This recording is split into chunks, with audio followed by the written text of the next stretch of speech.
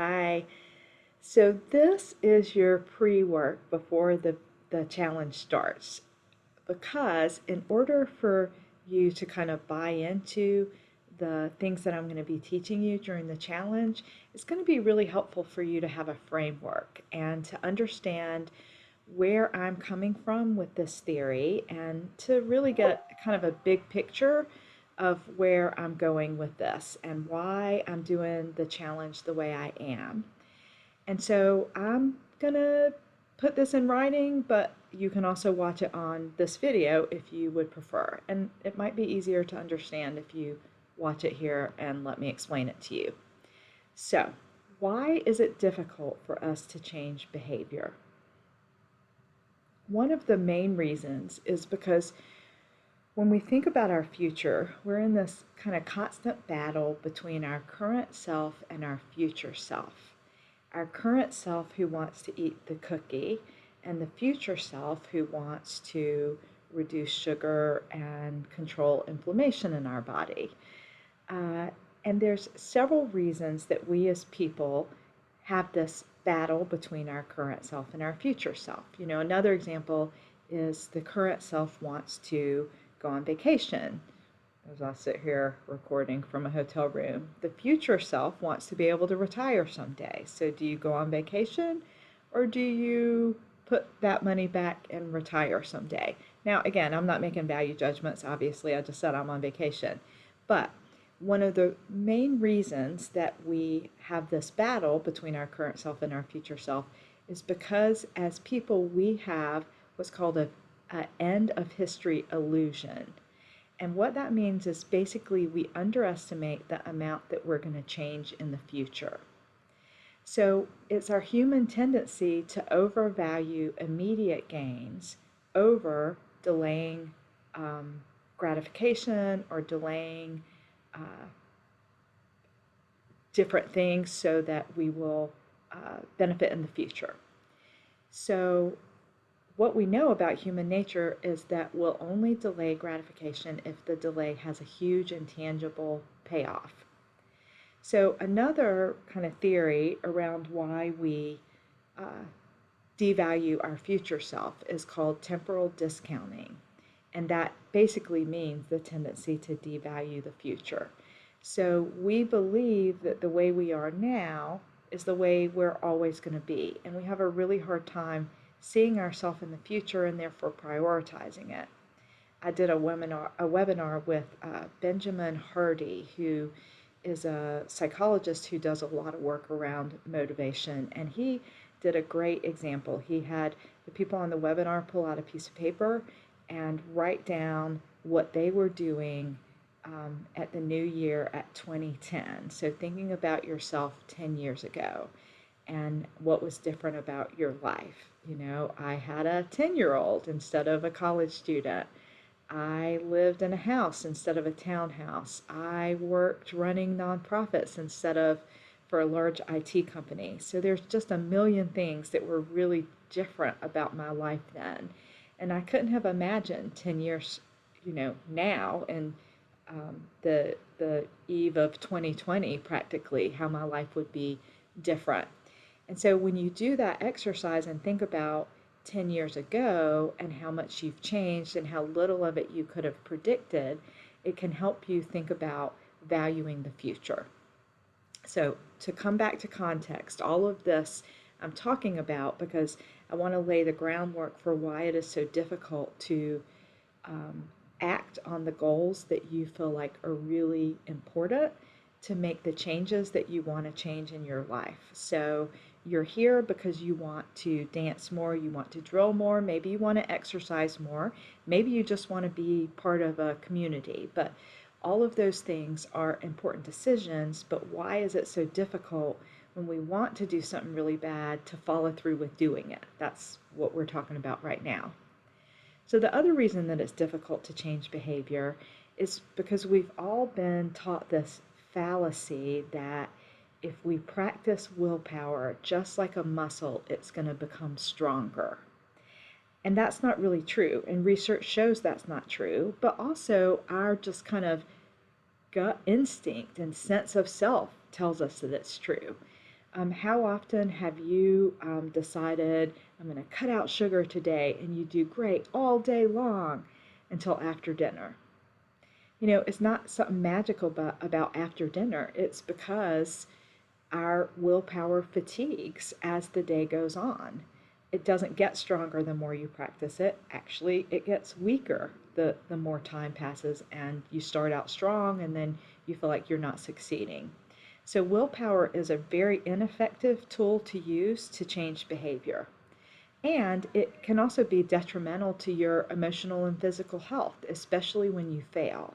So, if you're using willpower, grit, rational analysis, commitment devices, executive functioning, using all of those ways to try to change behavior, it just doesn't work. I mean, that's the old way to change the behavior. We have seen gyms and diets and fitness trends and eating trends and everything that depends on willpower to help us motivate our behavior change, and it just doesn't work. Willpower reinforces a sense of poor control. It's very easy to reason out of, to come up with exceptions for why it's okay not to do what you've told yourself you're going to do today. And as a society, we've tried this for 30 years, and there are no health or spending habits that have changed on a cultural or societal level from trying to use willpower for the last 30 years. And there's an evolutionary reason that using willpower, which is very internal sense of self and focus on self, evolutionary reason that this is not real effective, because success was about species survival, not about self-focused goals. For a group, from earlier days, through evolution, for a group to succeed and reproduce and stay on this earth, people had to behave morally towards each other. You had to have self-control and put others' needs above your individual personal desires. And that's how societies evolved, and that's the societies that ended up succeeding, is the ones where the people were able to do that. And so there is some evolutionary basis for why the things that I'm about to teach you work, and willpower does not. So the new way, and the way that I'm going to base this challenge on changing behavior and motivating yourself to change behavior, is to use social emotions, specifically gratitude, compassion, pride, and love, to motivate your behavior. Because we are wired from an evolutionary perspective to be able to motivate behavior change using these social emotions. So, for example, we pay people back because we feel grateful. We offer to help them, sometimes because we feel compassion. We work hard because we take pride in the results and in the admiration of others. So when people feel these social emotions, they won't be carefully reasoning about what to do. They won't be thinking through how to invest, how much to invest to get a certain reward, how much to help someone to ensure payback, how much to make yourself, force yourself to do in order to succeed or motivate yourself. You won't be thinking about all of these things with the social emotions. To the contrary, these emotions will make you approach a long-term benefit in the same way that a different emotion, fear, might make someone avoid an immediate danger.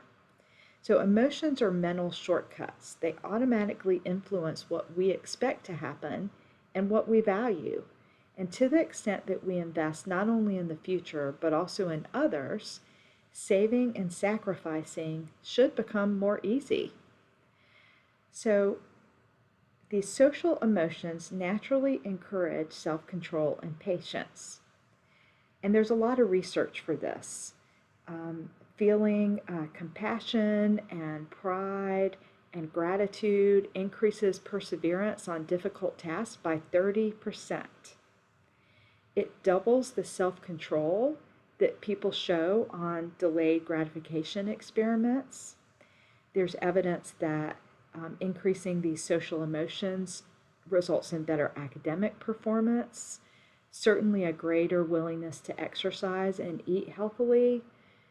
It lowers levels of consumerism. So building these social emotions, which is one of the things I'm going to teach you how to do in this challenge, lowers your shopping.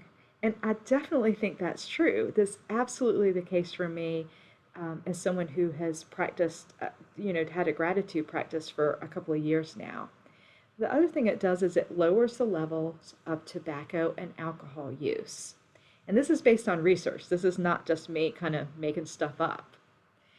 So, and like I said, there's an evolutionary reason that these social emotions can help us think about the future and motivate us to behave in certain ways, because we only survived if we cooperated and if we added value to the group we belong to. So the reason that I love focusing on these social emotions so much is because it's not fighting a desire you have, but it's changing what you desire. And I'm going to say that again because I think this is the heart of the theory behind why this challenge is different, and this theory is different than other things that you've tried to do in the past. We're not going to be fighting something when we learn these tips and learn how to use social emotions to motivate our behavior. We're going to be changing what we desire. Not fighting a desire, but changing what we desire. And then building these social emotions have benefit way past just our ability to motivate our behavior and build habits. There's a lot of evidence that it helps your emotional and physical health too. It slows your heart rate, lowers your blood pressure, reduces feelings of anxiety and depression, and combats loneliness. So as we get into the challenge and I unpack and explore more about these social emotions, gratitude, compassion, pride, and love, I'm going to teach you about how each of them works, and also how you can get more of these emotions in your life, how you can feel these more, how you can experience these more. Because the really cool thing is that there's a lot of research-based ways and strategies to feel these emotions more and to use these emotions to motivate any behavior change that you want to motivate. And I'm going to be filling this challenge full of examples from my personal life of things that I've done to make these social emotions work for me. And then we'll be doing a lot of brainstorming in the Facebook group. So thanks again for joining. And please let me know if you have any questions about this, or if you want some more reading. I'll add some articles to the resources page on the Belly Dance Business Academy. Thanks for watching. I'm excited to start drilling with you. I'm recording this on December 29th, so just a couple of days. Talk soon.